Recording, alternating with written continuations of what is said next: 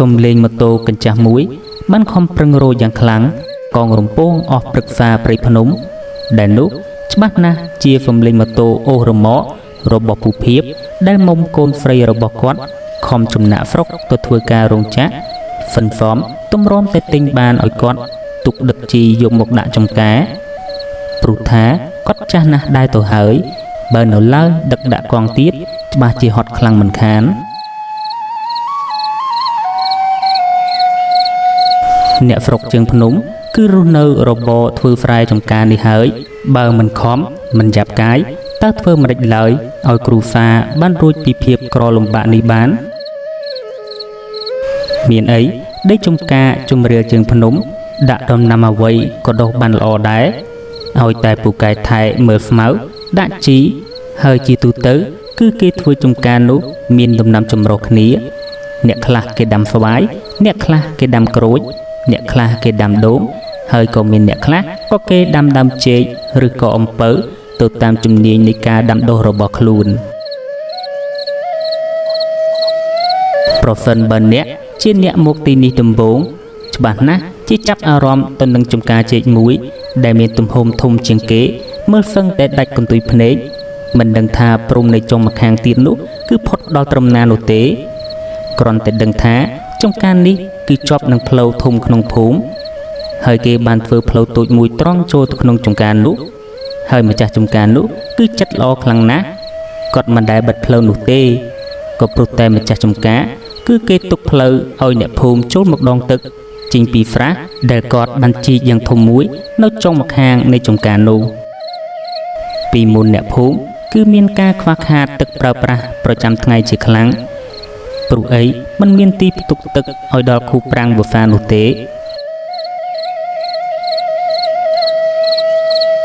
និយាយអំពីមុំដែលជាកូនរបស់ពូភៀបនាងបានទៅធ្វើការរោងចក្រនៅទីក្រុងបានជិត1ឆ្នាំដែរទៅហើយលុយកាក់នាងតែងតែផ្ញើមកជូនគ្រូហ្វាហ្វឹងតែរាល់ខែ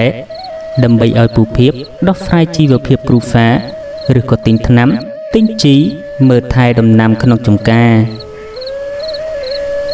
មុំគ្រាន់តែមកធ្វើការរោងចក្របានជិត1ឆ្នាំ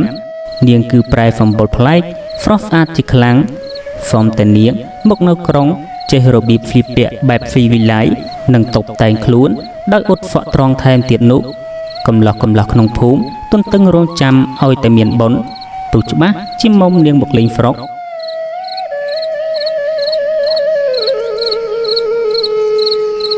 រំលងបានប៉ុន្មានខែក៏ដល់បុណ្យចូលឆ្នាំប្រពៃណីជាតិខ្មែរអ្នកចំការរងចាំផ្លូវកូនត្រឡប់មកពីក្រុងរីឯកូនធ្វើការនៅក្រុងក៏ទន្ទឹងរងចាំឲ្យតែដល់ថ្ងៃបានឈប់សម្រាកដូចគ្នាអ្នកខ្លះដល់ថ្នាក់នៅលេងហ្វុកដេកក៏មិនលក់ព្រោះថានឹកហ្វុកកំណើតខ្លាំងណាស់នៅតាមដងផ្លូវរដូវចូលឆ្នាំគឺមមាញឹកបន្តិចហើយម៉ូតូឡានគឺបានជិះខ្វាយខ្វាត់ស្កាត់ជួបគ្នាព្រោះយូរបានជួបមីងមៀម្ដងពូភៀបនិងប្រពន្ធក៏បានអង្គុយរងចាំផ្លូវមុំកូនស្រីរបស់ខ្លួនយ៉ាងអន្ទះសាក៏ព្រោះថាបានឃើញកូនគេមកចិត្តអស់ហើយអ្នកខ្លះគេមានម៉ូតូគេមកបានមុនលុះមកដល់ម៉ោងជាង10ព្រឹកសំលេងឡានស៊ីផ្លេចេញពីដើមភូមិមកដែលពូភៀបចំណាំសំលេងឡាននោះបានយ៉ាងច្បាស់ថាជាឡានឈ្នួលដែលមុំកូនគាត់តែងតែជិះគាត់និងប្រពន្ធក៏បាននាំគ្នាឡើងមកថ្នល់មុខផ្ទះហើយមើលសំឡឹងទៅឡាននោះដោយក្តីត្រេកអរឡានឈ្នួលនោះបានដឹកមនុស្សពេញហើយមានតអ្នកឆ្ងាយអីសុទ្ធតែអ្នកភូមិគាត់ដែលឡានត្រូវដាក់ចុះទៅតាមមុខផ្ទះនីមួយៗសំលេងស្រែកប្រកាសប្រាប់គ្នាថាកូនខ្ញុំមកហើយបានឮតាំងតែពីដើមភូមិមកវាកាន់តែធ្វើឲ្យពូភៀបរឹតតែមានចិត្តអន្ទះសាហើយស្រែកជេរឡាននោះថាហើយចុះវាធ្វើការយឺតម្លេះដាក់ចុះឲ្យលឿនទៅឆាប់ហើយម៉ែនដែលជាបងស្រីរបស់មុំគាត់កំពុងតែលក់ក្រូចនិងផ្លែឈើមុខផ្ទះនោះបានសើចហើយនិយាយថាគេមកដល់ឥឡូវហើយពុកកុំអន្ទះសាពេក ពុកភាពក៏តបថាពុកមិនអន្ទះសាអីទេតែឃើញការងារវាយឺតពេកអញ្ចឹងអីចង់បានកូនស្រីយើងកុំសង្ឃឹមប្រពន្ធគាត់ក៏បានយកដៃទះស្មាពុកភាពហើយសើចរួចក៏តបថាខ្លាចតែគេមិនយកកូនយើងផងគេថាគេយកកូនអ្នកអំពេញដូចគ្នានោះអ្នកគ្រប់គ្នាក៏សើចលើកលែងតែពុកភាពហើយគាត់ក៏ខំតបទៅវិញថាឲ្យវាយកអ្នកក្រុងសុទ្ធតែគីមីនឹងទៅលុះមួយសន្ទុះឡានក៏បានមកដល់មុខផ្ទះពុកភាពភ្លាមនោះកំឡោះតែកងឡានក៏បើកទ្វារចុះមករួចពោលថាងាប់ហើយពុកមកចាំផ្លូវកូនយូរហើយមិនព្រមរកកន្លែងអង្គុយទេចុកជើងស្លាប់ហើយពុកពុកភាពធ្វើដូចជាខឹងបំរុងតែនឹងវាយហើយនិយាយថាអាណាពុកឯងមើលវាយកកូនឯងមកអង្គុយកាប៊ីនចិត្តវាទៀតរកដំបងមើលដាក់ក្បាលអានេះចេញម្ដងមុំក៏ចុះពីលើឡានមកហើយតបថាពុកចេះតែនិយាយអញ្ចឹងមកចាន់លេងដឹកកូនឥឡូវហើយកូនពុកចេះតែពុលឡានឲ្យជិះក្រោយរកតែក្អួតទៅសុំកត់មកជិះខាងមុខនឹងណាពុក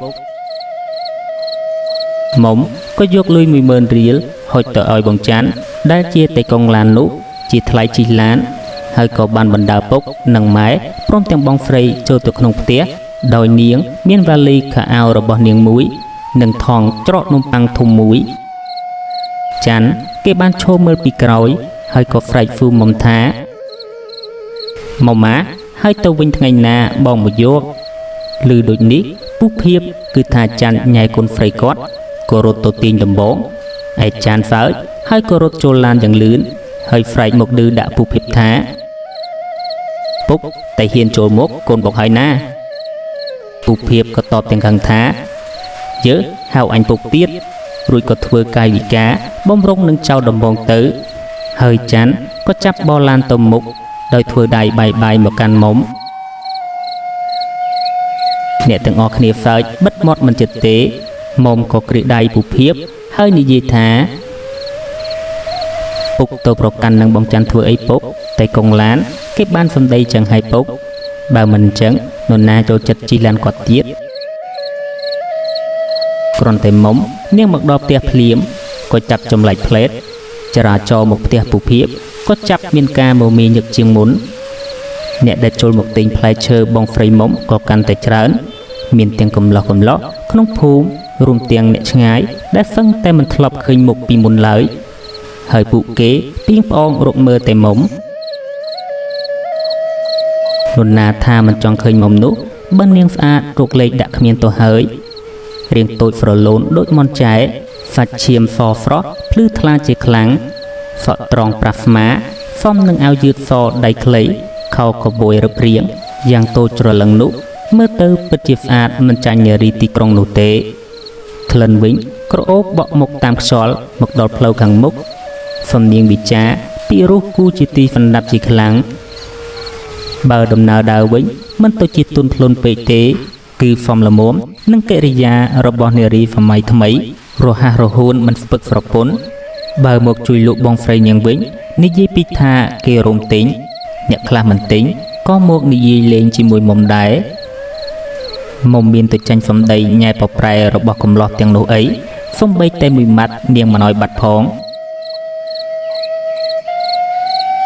លុះរហ្វីលបន្តិចពុកភាពក៏បានរៀបចំពីដងទឹកដាក់លើកង់ខ្មែរទូភ្លុះបំរុងតែនឹងជិះមកលឹកទឹកពីចំការជេកភ្លាមនោះមុំដែលកំពុងតែជួយចិត្តក្រូចបងស្រីនាងលុកឲ្យគេនោះនិយាយមកថាពុកទុកឲ្យខ្ញុំជាអ្នកទៅវិញពុកខ្ញុំក៏ចង់ទៅស្រះនោះដែរព្រោះខានទៅជាយូរណាស់មកហើយពុកភាពក៏តបថាកូនឯងស្រីទៅចំការស្ងាត់អញ្ចឹងមិនបានទេទុកឲ្យពុកអ្នកទៅវិញមុំក៏តបភ្លាមថាពីមុនខ្ញុំក៏ជាអ្នកទៅដប់ដែរសោះនឹងពុកមានទុកខុសអីឆ្នាំមុនខ្ញុំក៏ជាស្រីហើយឆ្នាំនេះក៏ខ្ញុំនៅតែជាស្រីមានទុកខុសគ្នាអីពុកពុកភាពដែលនិយាយមិនឈ្នះមុំក៏តបថា ចឹងឆាប់ទៅដប់មកម៉ែឯងប្រញាប់ដាំបាយមុំក្រោយពីចិត្តក្រូចឲ្យគេរួចហើយក៏មកវិញរៀបចំខ្លួនទៅដប់ទឹកហើយនាងក៏ជិះកង់សំដៅទៅចំការចេកនោះកំឡោះដែលមកទិញនោះក៏បាយផ្លូវគ្នាទៅផ្ទះរៀងខ្លួនព្រោះថានៅធ្វើអីទៀតបើមុំទៅបាត់ហើយនឹង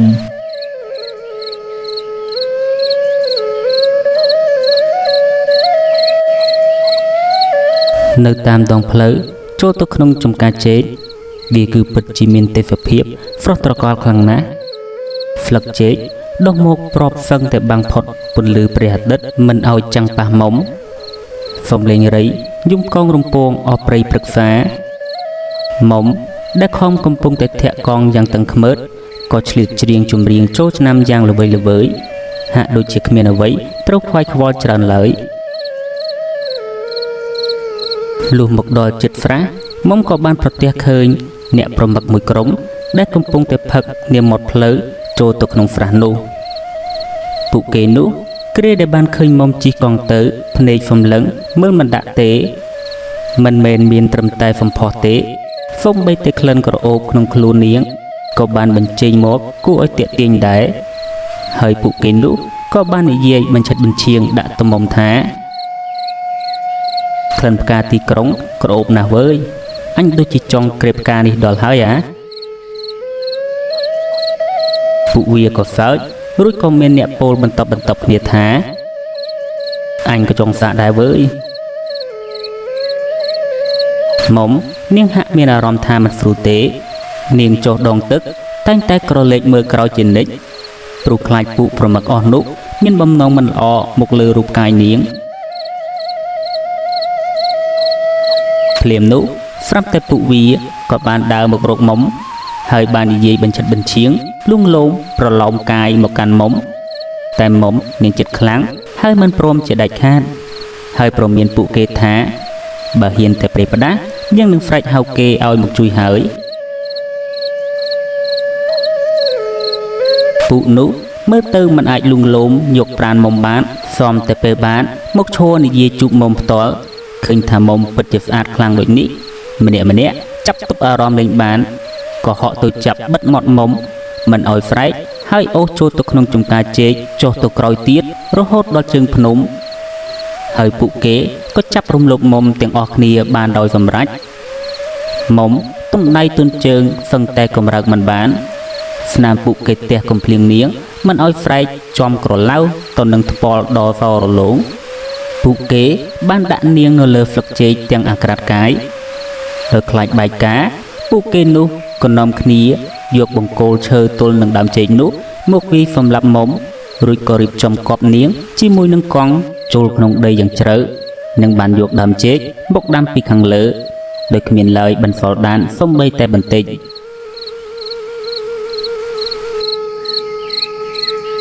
ពូភៀបលុះតែបាត់មុំយូរពេកក៏ចាប់ដើរទៅតាមព្រោះថានេះថ្ងៃរៀបលិចទៅហើយមិនដែលឡើយយូរដូចនេះពូភៀបខំស្រែកហៅរកមើលមុំអស់ហើយតែនៅតែមិនបានឃើញហើយរឿងដែលបាត់មុំនេះក៏ចាប់ឆោឡោពេញភូមិគ្រប់គ្នាក៏ចាប់ដើររកពេញចំការចេកតែរកមិនបានឃើញសូម្បីតែដានបន្តិចសោះក្រុមប៉ូលីសក៏ចុះមកធ្វើកំណត់ហេតុដើម្បីបើកការស្រាវជ្រាវរកមុំហើយអន្តរាគមន៍ចេះតែមានបន្តតែនៅតែមិនទទួលបានដំណឹងពូភៀបនិងក្រុមគ្រួសារគឺមានការផិតភ័យជាខ្លាំងមិនដឹងថាកូនស្រីដែលគាត់កំពុងពេញស្រឡាញ់កំពុងពេញបារម្ភនេះស្លាប់ឬក៏រស់យ៉ាងណាហើយគាត់បានអង្គុយបន្ទោខ្លួនជាខ្លាំងមិនគូព្រមបណ្ដោយឲ្យកូនស្រីដែលទៅតែពេញក្រមុំមកដងទឹកក្នុងចំការតែម្នាក់ឯងបែបនេះ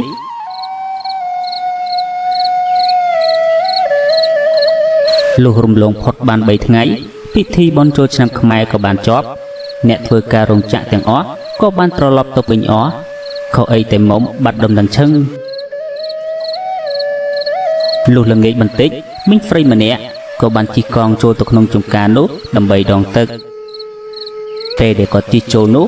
គាត់មានអារម្មណ៍ដូចជាព្រឺសម្បល់ខុសពីរដង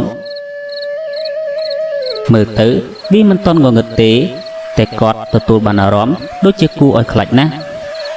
អ្វីគ្រប់បែបយ៉ាងដូចជានៅត្រឹងមិនខ្ចីមានចលនា សត្វរៃដែលធ្លាប់តែយំទ្រហឹងក៏ប្រែជាស្ងាត់ជ្រងំខ្យល់ក៏មិនខ្ចីបក់សំបីតែបន្តិច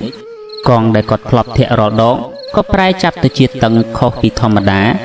រីឯស្រះទឹកនោះក៏មានអារម្មណ៍ថាហាក់ដូចជាឆ្ងាយផងដែរទម្រាំតែគាត់បានធ្វើដំណើរមកដល់វាធ្វើឲ្យគាត់ហត់ដកដង្ហើមសឹងតែមិនដល់គ្នាសំតែបរិយាកាសគ្មានខ្យល់ដូចនេះវាធ្វើឲ្យគាត់ចាប់បាច់ញើសជោគអស់អាវទៅហើយដោយហត់ពេកគាត់មិនតន់ចុះចាប់ជ្រមុជទឹកចូលពីដងភ្លាមនោះទេគឺបានអង្គុយឲ្យបាត់ហត់បន្តិចសិនព្រោះថាបើបង្ខំលឿនពេកមានកម្លាំងពីណាលើកពីដងទឹកនោះខណៈគាត់កំពុងតែអង្គុយដោយបរិយាកាសជុំវិញកំពុងតែស្ងប់ស្ងាត់នោះក៏ស្រាប់តែមានដើមចេកមួយគុំនេះចុងចង្ការចាប់រង្គើដូចជាមានអ្នកអង្រួនអញ្ចឹងតែមីងគាត់មិនបានចាប់ផ្លឹកថាវាជាការលងបន្លាចនោះទេក៏ព្រោះតែគាត់នឹកគិតថាវាអាចជាម្ចាស់គេមកកាប់ផ្លែចេកឬក៏អាចមានអ្នកលួចចូលបេះផ្លែឬក៏អាចស្វាចុះពីភ្នំមកបេះក៏ថាបាន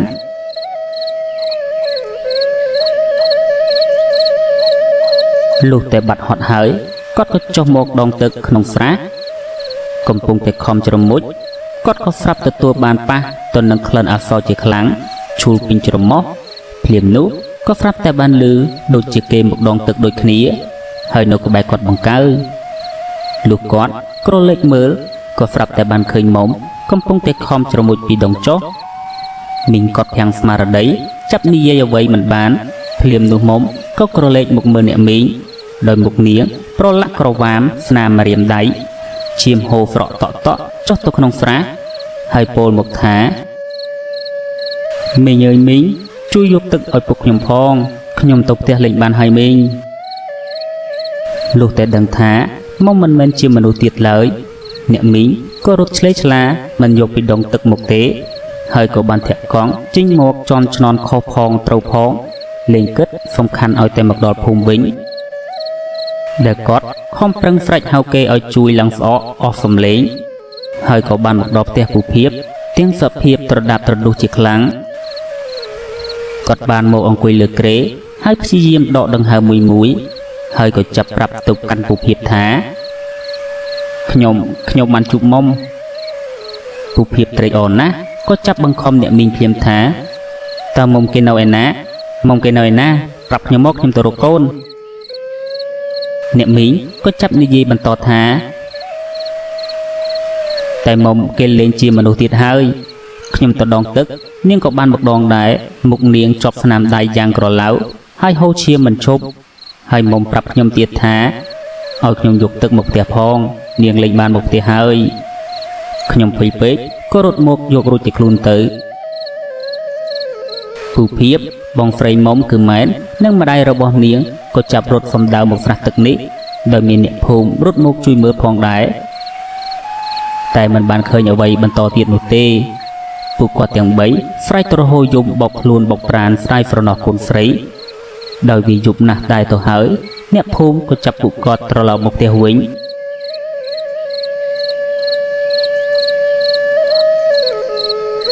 យប់នេះចម្លែកណាស់សត្វខ្លែងស្រាកយំហើក្រវ៉ែទៅលើចំការចេកនោះមិនឈប់សោះសំលេងឆ្កែលូក៏ចាប់លូកងអស់រំពងពេញភូមិហើយវាច្បាស់តែម្ដងគឺវាបានឈរលូបែរទៅរកចំការចេកនោះ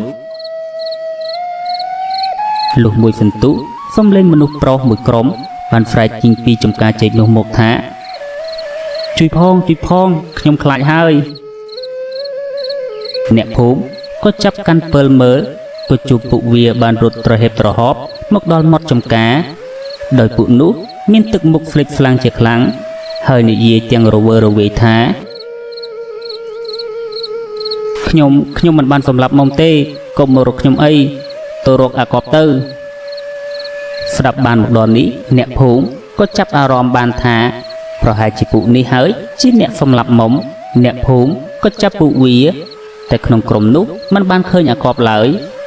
ហើយបន្តិចក្រោយមកក៏ស្រាប់តែបានឃើញឡានប៉ូលីសមកដោយបានដាក់ខ្នោះអាកបហើយជាស្រេចកម្លាំងប៉ូលីសក៏ចុះចាប់អ្នកទាំងប៉ុន្មានអ្នកទៀតនោះរួចក៏អញ្ជើញអ្នកភូមិចូលក្នុងចំការចេកដើម្បីទៅយកសពរបស់មុំគ្រាន់តែចូលមក ក្លិនអាសោចក៏ចាប់ធុំក្លិនមកច្បាស់តែម្ដងស្របពេលអាកបវាសារភាពអស់ពីទង្វើរបស់វាដូចនេះមិនពិបាកទេក្នុងការទៅស្វែងរកកន្លែងកប់សពរបស់មុំលោកអាចារ្យធំក៏ចាប់ធ្វើពិធីកម្លាំងប្រុសក្នុងភូមិក៏ចាប់កកាយដើម្បីស្វែងរកសពលុះជីកបានជ្រៅបន្តិចក៏បានឃើញពីដងទឹករួមទាំងកង់របស់មុំហើយគេក៏លើកកង់នោះមកហើយបន្តការជីកទៀតក៏បានដល់សពរបស់នាងដោយសាច់ចាប់ផ្ដើមរលេះរលួយទៅហើយក្លិនអាសោចក៏ពិបាកទ្រាំមានអ្នកខ្លះទប់មិនបានក្អួតភ្លាមក៏មានគ្រាន់តែលើកសពមកដល់លើភ្លាមក្រុមអាកបនោះក៏ចាប់មិនស្រួលវាជាតែស្រែកជួយផងចាប់មិនឈ្នះហើយអាកបនោះក៏រត់បុកប៉ះទៅនឹងឈើទល់នឹងដើមចេកនោះធ្លាយពុះស្លាប់ភ្លាមចំណែកអ្នកផ្សេងទៀតលោកអាចារ្យក៏បានជួយហើយដឹកចេញពីទីនោះដើម្បីឲ្យគេទៅទទួលទោសតាមច្បាប់រឿងនេះខ្ញុំសូមបញ្ចប់ត្រឹមនេះសង្ឃឹមថាបានជួបអ្នកទាំងអស់គ្នានៅវីដេអូបន្តទៀត